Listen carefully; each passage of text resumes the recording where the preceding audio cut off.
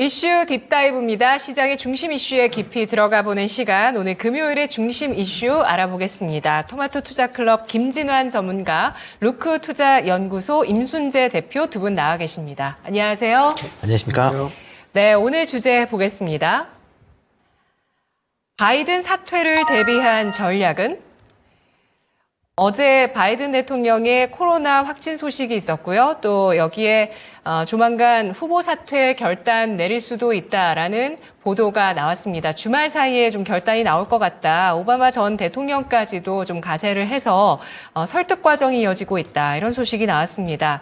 과연 증시에서는 또 미국 대선에 대해서 어떻게 반영을 하게 될지 전략을 좀 세워보도록 할 텐데요. 임순재 대표님 의견 어떠신가요? 네, 뭐 미국 이제 민주당의 이제 대선 후보 교체론이 지금 계속 좀 부상이 되고 있다라고 보시면 될 것 같은데요. 특히 이제 트럼프 전 대통령이 이제 피격한 이후에 지금 당선 확률이 크게 올라갔습니다. 뭐 대표적인 미국의 베팅 사이트인 폴리마켓을 본다라고 하게 되면 지금 트럼프의 당선 확률이 62%입니다. 뭐 피격 직후에 71%보다는 좀 하락을 했지만 여전히 높은 그런 모습이고요. 뭐 바이든 대통령 같은 경우는 당선 확률이 4%로 하락을 했습니다. 그러니까 그만큼 지금 민주당 내에서 후보 교체론에 대한 부분이 상당 부분 강하다라고 보시면 될 것 같고요.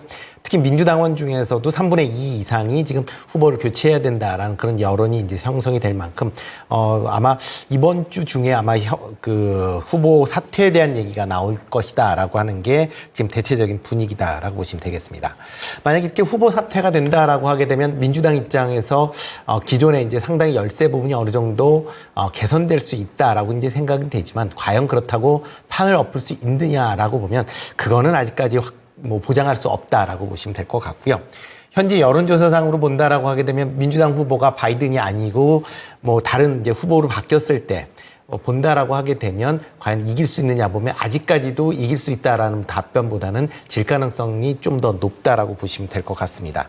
뭐 그나마 이제 미셸 오바마가 이제 후보로 나선다라고 하게 되면 트럼프를 압도할 걸로 예상은 하고 있지만 일단 본인이 계속 고사를 하고 있는 상황이기 때문에 뭐 후보로 나설 가능성은 없다라고 보여지고요.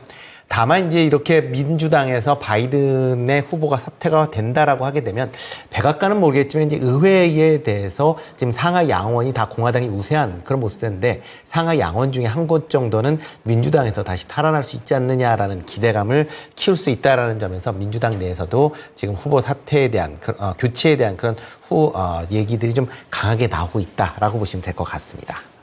네. 자, 그렇습니다. 그러면 시장에서 계속 트럼프 트레이드가 이어질 수 있을 것인지도 궁금한데요. 김진환 전문가님 어떻게 보십니까? 네, 뭐 오늘 장전에 속보도 나왔었습니다. 속보에서 어떤 거냐면 주말에 이제 바이든이 이제 사퇴 관측이 예상된다라는 어떤 기사도 나왔어요. 8시 전에 나왔었는데 낸시 펠로시 전 미 하원 의장이 말을 한 겁니다. 계속해서 그 바이든에 대해서 지지를 좀 많이 했었던 바이든 대통령의 뭐 오랜 우군이라고 알려진 분인데 이분이 좀 얘기를 하신 부분이 있어요. 그래서 대선 출마를 바이든이 이제 포기하는데 가까워지지 않았나 뭐 이런 이야기가 있었습니다. 그리고 이제 그 전에도 계속해서 여러 가지 민주당의 어떤 핵심 지도부에서도 이제 사퇴 압박이 좀 들어온다. 뭐 친구들까지도 설득을 좀 하고 있다. 이런 기사들은 계속 있었는데 뭐 이번 주에 그 트럼프 트레이드라 그래서 트럼프가 만약에 이제 집권하게 되면 이제 우호적인 혜택을 보게 되는 그런 관련주들이 뭐 상당히 급등이 나왔고 어제까지 상당히 좋았습니다. 뭐 방산까지 해갖고 많은 움직임이 있었는데 제가 그래서 이번 주 초에도 제가 말씀드리지 않았습니까? 화요일인가 그때 얘기 드린 것 같은데 증시나 주식, 뭐 그다음에 대선 이런 건 아무도 모른다. 지금 트럼프 쪽이 가더라도 민주당 쪽에서도 이제 움직임이 나올 수 있다라고 제가 얘기를 한 부분이 있어요. 그래서 네. 오늘 지금 보면은 또 태양광 쪽 SDN 조금 테마주적인 부분에 가깝습니다. 이게 움직임이 나오더라고요. 안 그래도 제가 이거 보고 있었는데 요것만 보고 있었는데 움직임이 나왔고 저희 방송에서는 또 이제 이런 어떻게 보면 테마주라 너무 제가 이런 걸 이야기 드릴 수 없어서 저는 피디님한테 한화 솔루션을 적어서 드렸어요. 아무래도 바닥이기도 하고 지금 한화는 지금 승계 작업이 좀 있습니다. 첫째 아들이 한화 솔루션 가지고 있는데 그래서 그쪽에서 어떤 이슈도 좀 있으니까 바닥입니다. 전부 태양광 쪽이. 그래서 이런 부분 감안했을 때 태양광도 나쁘지 않겠다. 왜냐하면 여태까지 뭐 트럼프 트레이드라고 해가지고 뭐 방산이나 여러 가상화폐 이런 쪽 갈 때 좀 눌렸었거든요. 특히 네. 2차 전지도 많이 눌렸기 때문에 뭐 피해주 섹터였던 2차 전지, 오늘 뭐 엔캠이 좀 갑니다. 에코프로 이런 것도 좀 버티는 모습인데 이런 쪽 2차 전지 태양광 쪽 갈 수 있어 보이고요. 그리고 오늘 움직임이 좀 나오는 건 ESS 쪽이더라고요. 한중 NCS나 이런 ESS도 아무래도 신재생 에너지의 어떤 에너지 저장 장치 섹터니까 ESS도 움직임이 나와요. 그래서 피해주였던 섹터를 보시는데 우리 지금 대표님께서 말씀해 주셨는데 이제 그러면 만약에 바이든이 나오지 않게 되면 그러면 이제 누가 민주당에서 나올 것인가? 그래서 이제 카멀라 이제 해리스 부통령이 있지 않습니까? 그래서 가상 대결에서 상당히 뭐 우세했었습니다. 예전에 보니까 근데 최근에 나온 거 보니까 트럼프 지지율이 51%, 그다음 해리스는 48% 나오더라고요. 그래서 이 정도 차이는 뭐 되게 근소한 차이입니다. 유의미하지 않다라고 봐요. 이렇게 되면 또 이제 박빙입니다. 거기다가 이제 미셸 오바마, 예, 이제 오바마 대통령의 이제 부인이신데 이분이 나오게 되시면은 뭐 압도적으로 이기는 어떤 그런 여론조사도 나왔어요. 50%가 미셸 오바마 쪽이었고 네. 바이든은 트럼프 쪽은 39% 나왔습니다. 그래서 네. 이런 부분 감안했을 때 저희 아직 모르는 거예요. 지금 또 이제 뭐 트럼프 관련주 이제 다들 보시고 이제 미장의 원유나 이런 쪽이다. 그다음에 트럼프 이제 미디어 그룹이라 그래서 관련주가 있지 않습니까? 트럼프 관련주 이런 것들 이제 올라갈 거다 이렇게 보시는 분 계실 텐데 계속 이건 시소놀이라고 보여집니다. 이제 많이 이쪽 이제 트럼프 트레이드 쪽이 갔으니까 이제는 또 이제 민주당 공약 섹터가 갈 수도 있는 겁니다. 지금 다 바닥이고요. 그 다음에 뭐 실적적인 부분이나 악재 같은 것도 다 이미 좀 해소되었다고 보여지고 또 트럼프 관련주들이 또 오늘 또 약세입니다. 또 그래서 이런 부분 감안했을 때 신재생 에너지 만약에 좀 안정적인 거 원하신다면 또 ESS 쪽도 괜찮아 보입니다. 네, 어떤 인물이 또 등판을 하게 될 것인지 아직 확정적으로 예단하기 어려운 사항이라고 보고 있고요. 그리고 이런 미국 정책 관련한 대선 관련한 트레이딩 같은 경우는 순환매로 계속 이어질 가능성이 있겠다라는 판단해 주셨습니다. 임순재 대표님은 전략 좀 정리를 해주신다면 한마디 좀 거들어 주시죠. 네, 일단 뭐 양당 후보가 이제 지지율에 따라서 아마 변동성이 좀 확대가 될 걸로 예상이 되고 있습니다. 일단 민주당이 이제 대선 후보를 교체한다라고 하게 되면 아마 격차가 많이 좀 줄어들지 않을까라고 생각이 되고 있고요. 그러다 보면 관련된, 그러니까 뭐 지지율에 따른 뭐 내용에 따라서 향후에 어느 후보가 될지 그거에 대한 이제 눈치 게임이 좀 더 지금보다 좀 심화될 가능성은 충분히 있다라고 보여지고요. 그러다 보면 어떠한 특정한 섹터가 뭐 계속 움직이긴 좀 어렵지 않을까라는 생각을 해보고 있습니다. 그렇기 때문에 그런 관점에서 지금 상황에서는 관련주들을 아마 단기 트레이딩 관점으로만 접근해 보시는 게 네. 어떨까 싶고요. 뭐 지금 방금도 말씀하셨는데 친환경 관련주 쪽으로도 이제 조금 관심을 가지셔야 되는데 뭐 그 중에서 제 생각엔 풍력 관련돼서 CS 윈드 조금 같이 관심 있게 보시면 어떨까 싶습니다. 네, 단기적인 트레이딩 의견 그리고 순환매 관점 두 분 이렇게 주시면서 각기 관심 있게 보시는 쪽은 태양광과 풍력 꼽아주셨고요. 자, 이어서 두 번째 주제 가보도록 하겠습니다. 미국 대선 영향권을 벗어난 투자처는 네, 김진원 전문가님이 또 그림을 준비해 주셔서 먼저 의견 여쭤볼까요? 네, 뭐 이번에 이제 미국 대선 이제 뭐 바이든 이제 후보 교체 얘기도 나오고 지금 또 이제 불확실성이 또 지배라는 모습인 것 같아요. 지금 반도체 섹터도 잘 가다가 이제 바이든도 이제 어떤 카드로 꺼낸 것 같습니다. 그래서 반도체 쪽을 이렇게 또 중국 반도체를 또 이제 때리기를 좀 했고 또 여기에 이제 대만 반도체에 대해서 우리 반도체 거 다 가져갔다라고 얘기하면서 또 트럼프도 또 이제 반도체를 좀 치는 모습이에요. 그래서 이게 오늘 나온 기사에서 제가 좀 발췌한 겁니다. 그래서 어제 움직임을 좀 보시면 좋을 것 같아요. 이게 어제 관련한 내용 가지고 요거 기사를 작성을 했더라고요, 이 기자분이. 그래서 반도체주가 변동성이 이렇게 많이 컸습니다. 물론 이제 TSMC가 실적 발표가 좀 잘 나오면서 TSMC가 우리 간밤에서는 그렇게 많이 또 반등을 안 했어요. 대신에 매출 전망치가 좋으니까 엔비디아가 반응을 했습니다. 그래서 이제 앞으로는 만약에 반도체 쪽 보신다면 대장주만 보셔야 돼요. 그리고 급락을 하면은 단기적으로 사서 반등에 매도하시는 전략 괜찮아 보입니다. 그래서 만약에 하신다면 정말 엔비디아 보시는 게 좋을 것 같아요. 뭐 미장도 하십시오. 한국장 말고도 엔비디아 급락 나왔을 때 매수 기회였어요. 그래서 반등에 또 파시는 전략. 그리고 또 이제 또 올라오면 또 보지 마시고 또 다시 뭔가 어떤 악재로 또 내리면 보시는 전략 괜찮아 보이고요. 그 다음에 이제 반도체 쪽 만약에 보시는 분들께서는 요게 저는 뭐 끝은 아니라고 봅니다. 왜냐하면 계속해서 성장성은 무시를 못 하거든요. 모건 스탠리에서는 이제 연평균 성장률이 HBM, 특히 이제 AI 반도체 같은 경우에는 50%가 아니라 100%, 연평균 100%씩 성장한다고 뷰를 바꿨어요. 그래서 이런 쪽은 성장성이 또 이제 의심이 안 되는데 또 이제 떨어지니까 AI 관련해서 또 여러 이제 부정적인 기사 오늘도 나옵니다. 그래서 대장주를 대신에 좀 보시는 전략 좋아 보이고요. 그러면 어제 반도체주가 이렇게 떨어졌을 때 어디가 갔냐 하니까 소비재주가 갔습니다. 옆에 보시면 이 표 아까 다시 한번 보시면 소비재주 변동해갖고 KTNG도 많이 올라왔어요. 이게 좀 남미나 어떤 다른 나라들에서 우리나라 담배가 많이 잘 팔린다고 합니다. 그리고 이제 아모레퍼시픽이 많이 갔는데 저번에 우리 대표님하고도 같이 얘기한 게 아모레퍼시픽이었어요. 그래서 코스알엑스 관련해서 얘기를 좀 했었는데 그거 매출이 상당히 달팽이 크림 상당히 좋았습니다. 이번에 아마존 프라임데이 하신 거 아시죠? 1위부터 5위까지가 전부 우리 한국 화장품, 한국 기업들이 싹쓸이 했습니다. 그래서 1위에 지금 달팽이 크림, 코스알엑스 크림이 있었습니다. 그리고 그런 부분도 있었고 그런 거 감안했을 때 아모레퍼시픽 그래서 어제까지 오른 겁니다. 그런 부분도 있고요. 그다음에 뭐 라네즈나 뭐 여러 가지 이제 좋은 또 하위 기업들 소유하고 있는 아모레퍼시픽의 이런 그 브랜드들이 상당히 좋은 그런 매출을 차지했어요. 그다음에 이제 VT가 또 이번 주 강했지 않습니까? VT도 매출이 상당히 좋았고 매출 전망이 상당히 좋아요. 그래서 VT도 오르고 그다음에 삼양식품도 어제는 반등이 나왔는데 아직 코스트에 이제 전체 100%다 입점이 안 돼 있어요. 그러니까 하반기에 이제 입점이 완료가 됩니다. 그러니까 이런 거 생각했을 때 소비재주 괜찮습니다. 그래서 아직까지 어떻게 보면 수출주 쪽을 저희가 봐야 되지 않습니까? 아무래도 이제 시장이 커지기 때문에 시장이 커지는 특히 이제 미국 시장이 이제 크지 않습니까? 그래서 거기에 이제 많이 들어가고 있거나 지금 이제 진출을 이제 예상되는 그런 기업들을 볼 필요가 있는데 그래서 어제 저는 화장품 쪽이 다시 눈에 띄어요. 그래서 뭐 저희 화장품주 대장 누굽니까? 실리콘2죠. 실리콘2는 더 상승할 거로 저는 봐요. 지금 물론 높긴 높은데 네. 작년에였나 인그루드랩이나 이런 실리콘2 예전에도 또 계속 급등 나오다가 또 내려갔다가 이제 다시 또 상승을 시작하는 분위기인데 성장성을 의심할 수는 없다라고 저는 보고 있습니다. 그래서 화장품주 쪽 괜찮아 보이고요.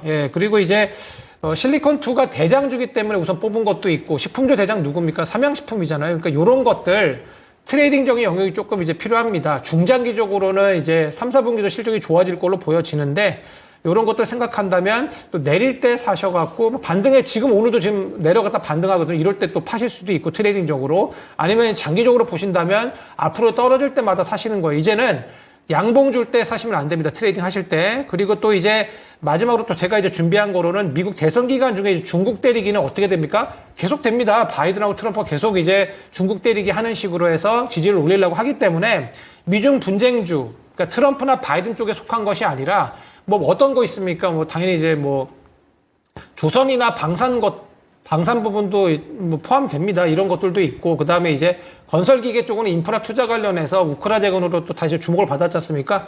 이런 부분도 중장기적으로 괜찮을 걸로 보여지고 지금 아무도 얘기를 안 하는 5G나 통신장비 인프라도 있습니다. 이런 쪽도 지난 4년 전인가 저번에 지난 바이든하고 트럼프가 붙었을 때도 그때 많이 이슈가 있었던 부분이에요. 그래서 이런 것들도 5G 아무도 모르실 때 요쪽 그다음에 이제 5G 6G 쪽은 이제 저궤도 위성이 필요하기 때문에 항공우주도 다들 안 보시죠. 이런 것들도 방산업 격테마 일부 종목들 실적 좋으니까 이런 것들까지 하반기 전망 좋을 걸로 보여집니다.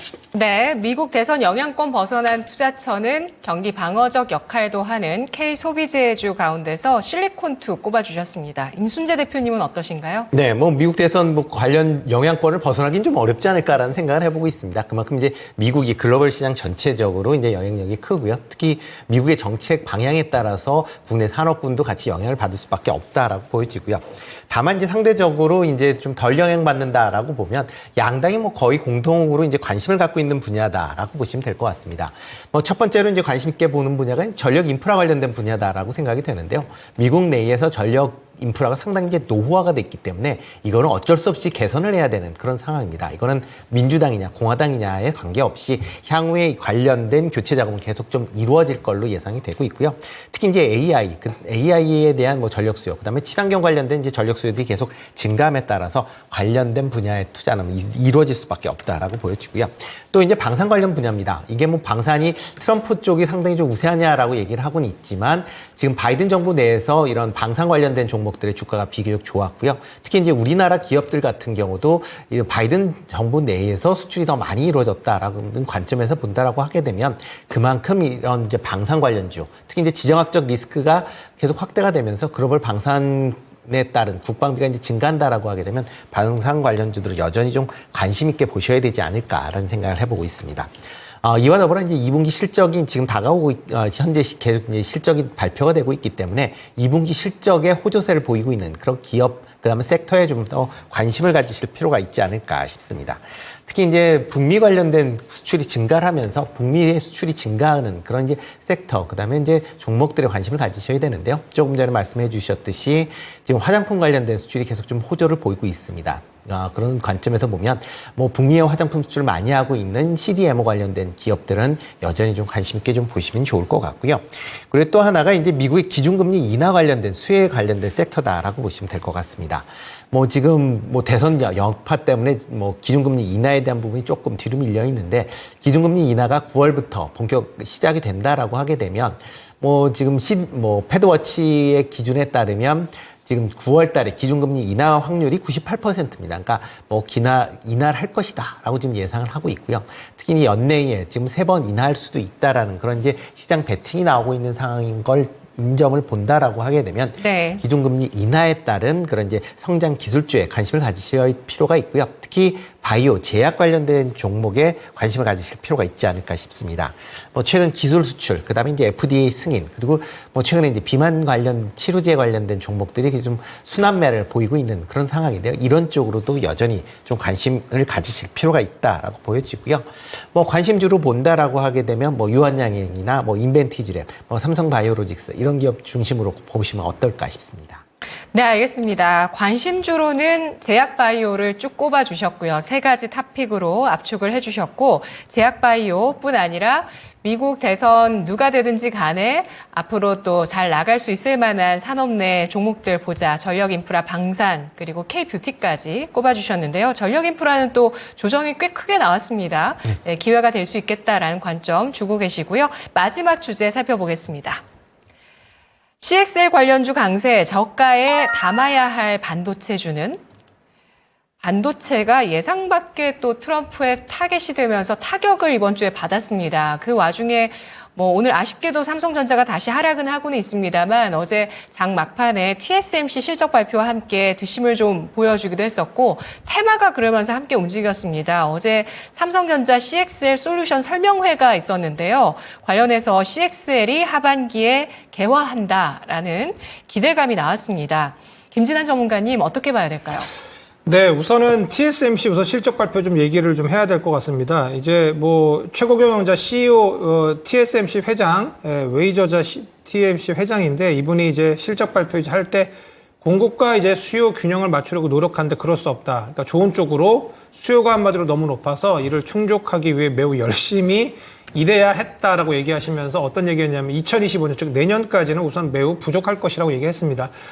반도체는 그러니까 저희 뭐 우리 대표님도 동의하시겠지만 때가 타는 게 가장 중요한 것 같아요. 반도체가 아무리 좋다 해도 이게 이제 너무 많이 이제 올라가면 또 이제 또 이런 또 반도체 때리기 미국에서 얘기 나오고 또 이제 한번 이렇게 대장주 아닙니까? 저희 모두가 다 엔비디아 보고 있어요. 엔비디아가 꺾이기 시작을 했고 다들 뭐 1,500불 간다 이제 2,000불까지 나온다. 그 다음에 이제 저는 가장 중요한 게 죄송합니다만 인간지표라고 봐요. 인간지표가 우리 한국의 개미들 소학개미가 엔비디아를 샀다 이런 얘기 막 나오고 이제 엔비디아 얘기를 우리 여기 지나가는 동네에 여러분들께서 나이 드신 분들도 다 테크에 좀 덜 민감하시지 않습니까? 제가 안 좋게 얘기하는 건 아니고 그래서 이런 분들도 엔비디아 샀냐 이런 얘기 나온다고 했을 때 그때 거의 그 고점을 친 것 같아요. 그래서 액면 분할해서 지금 이제 130불, 140불 하다가 120불, 110불 이렇게 내려오는 것 같은데 어제 여러 TSMC의 좋은 어떤 가이던스 발표에도 불구하고 엔비디아 반등이 아주 시원하게 나오지 않고 TSMC도 그렇게 시원하게 나오지 않아요. 그러니까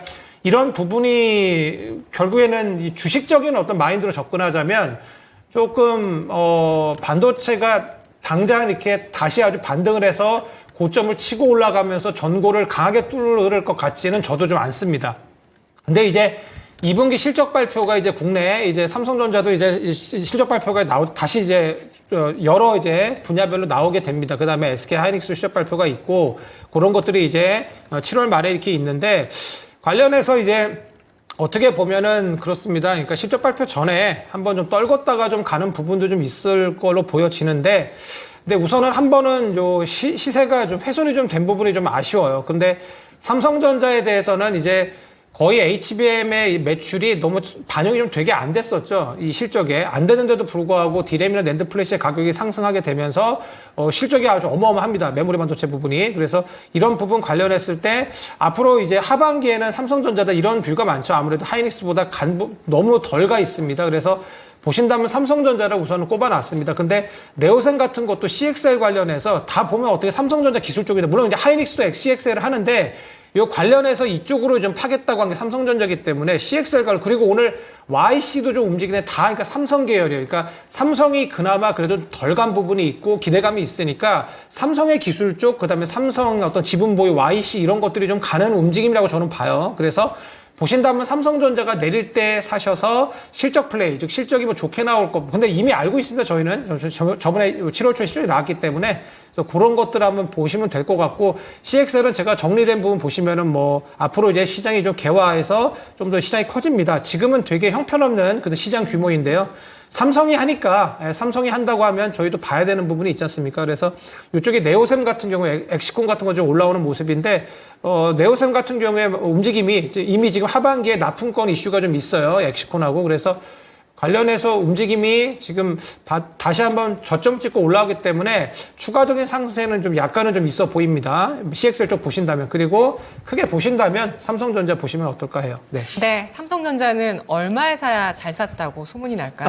삼성전자는 근데 지금 요즘에 하시는 분들은 다 아실 거예요. 지금 음봉 나오고 내려올 때 사야 돼요. 예, 어제 같은 날 또 사면은 물리고요. 그쵸? 그래서 오늘도 지금 개파락에서 좀 내려오는 모습인데 21선 지금 닫고 있습니다. 저기 선 지금 닫고 있어요. 그래서 뭐 저희 21선이 스윙선이라고 하는데 좀 더 내려오면 어떨까 합니다. 82,000원까지 지금부터 한 82,000원 선으로 분할 매수 좀 하셔서 아마 저는 중장기적으로는 저 삼성전자는 최소 9만 원은 갈 걸로 보여집니다. 예, 중장기적으로 보셔야 돼요. 이 메모리 사이클은, 예, 반도체 사이클은요. 그래서 예, 82,000원까지 뭐 84,000원 이하부터 매수 네. 접근이 어떨까 합니다. 한미반도체보다는 화끈하게 안 열어주시는 삼성전자의 상단인데요. 임순재 대표님, CXL 하반기에 주도 테마 될 수 있을까요? 저가에 담아둘 반도체는 어느 쪽일까요? 일단 뭐 CXL에 대한 시장 기대감이 큰 거는 뭐 사실입니다. 그렇지만 이제 과연 CXL이 될 것이냐라는 거는 일단 과연 지원하고 있는 CPU가 언제 출시되느냐가 이제 가장 큰 문제다라고 보시면 될 것 같습니다.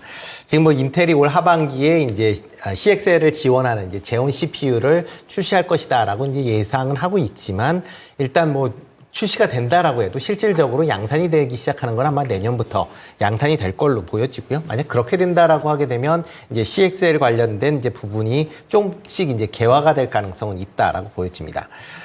그렇지만 이제 이런 뭐 인텔의 뭐 삼성전자가 열심히 이제 CXL을 한다라고 해도 이런 이제 CPU가 늦어지면 당연히 이제 개화하는 속도가 좀 늦어질 수밖에 없고요.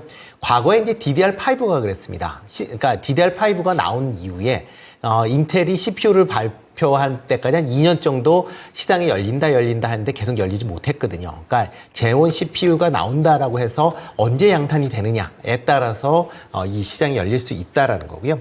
또 하나 이제 조심해서 보셔야 될 게 이 CXL 관련돼서 이제 여러 기업들이 이제 하고 있습니다. 뭐 인텔이나 뭐 AMD나 뭐 다 하고 있는데 엔비디아가 CXL에 상당히 소극적입니다. 그러니까 엔비디아는 자체적인 이제 CXL 버전을 갖고 있다 보니까 이런 CXL과 이제 유사한 CV 링크라는 그런 이제 기술을 갖고 있습니다. 그래서 CXL보다는 자체적인 기술을 좀 더 그러니까 좀 개편을 하려고 하다 보니까 상대적으로 엔비디아가 이 시장에서 좀 소극적으로 한다라고 하게 되면 과연 이 시장이 빨리 클 수 있겠느냐에 대한 퀘스천도 같이 있습니다. 그러니까 엔비디아의 움직임도 같이 좀 보셔야 되지 않을까라는 생각을 해보고 있고요. 그러다 보면 CXL이 시장을 주도하기에는 아직까지는 조금 부족합니다. 물론 삼성전자가 하겠다라고 하지만 뭐 하겠다라고 해서 뭐 당장 매출이 나는 건 아니고요. 뭐 삼성전자 입장에서는 미래 차세대 기술이기 때문에 미리 얘기할 수는 있지만 이거를 쫓아가는 기업 입장에서 보면 이게 과연 빠르게 시장을 확대할 수 있느냐라는 부분도 있고요. 특히 이제 CXL 관련돼서 가장 중요한 게 컨트롤러인데 이 컨트롤러는 현재 중국 업체에서 최초로 상용화를 했습니다. 그래서 전 세계 90% 이상이 중국의 이제 몬타지라는 회사의 컨트롤러를 사용하고 있습니다. 그래서 최초 개발을 하다 보니까 여러 가지 이제 특허와 관련된 문제가 발생할 가능성은 있고요. 그러다 보면 향후의 버전에 대해서 과연 이제 이런 몬타지의 특허를 얼마만큼 잘 피해갈 수 있느냐는 것도 시장을 확대할 수 있는, 그러니까 국내 기업들이 수혜를 얼마만큼 받을 수 있느냐의 부분도 같이 맞물려 있으니까 그런 점도 같이 주목해서 보시면 좋지 않을까라는 생각을 해보고 있습니다. 그래서 만약 트레이딩을 한다라고 하게 되면 아마 그나마 이제 난 거는 뭐 네오셈 정도 조금 관심 있게 보시면 좋을 것 같은데요.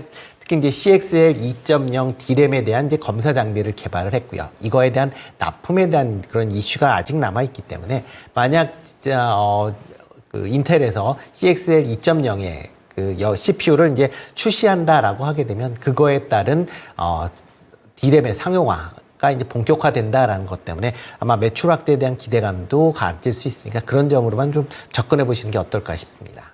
네, 상승 여력은 뭐 전고점 뚫어내는 것까지는 안 보시고 네. 예, 어느 정도까지의 상승으로 네오셈 관심 있게 보도록 하겠습니다. 두 분 분석 여기까지입니다. 고맙습니다. 감사합니다. 네, 지금까지 이슈 딥다이브였습니다. 거인의 시선으로 오후장을 미리 내다보도록 하겠습니다. 금요일 토마토 투자클럽 최병훈 전문가입니다.